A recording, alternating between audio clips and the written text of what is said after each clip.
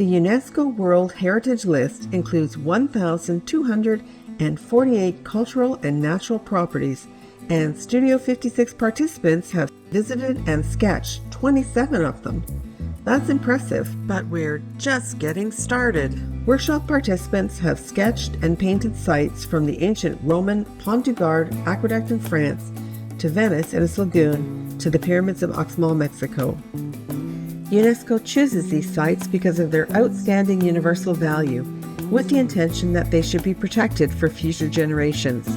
They represent significant human achievements, architectural marvels, ancient civilizations, or unique cultural traditions.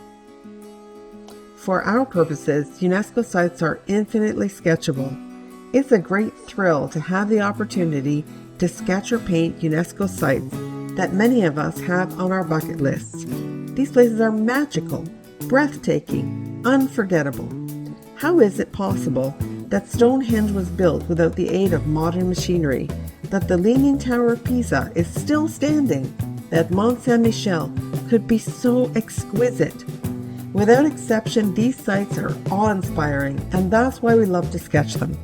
By painting them, we are noticing every detail. We are documenting and interpreting the wonder that is before us. We commit to memory the unique architectural details in a Totonilco, the tangible sense of calm we feel in Bruges' Beguinage, or San Gimignano's astonishing medieval towers.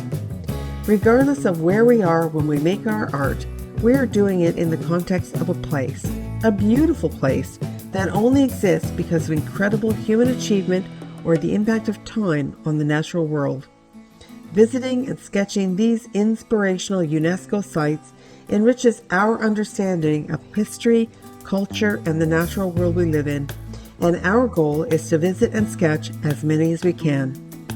Which UNESCO World Heritage sites are on your bucket list? Write a comment below.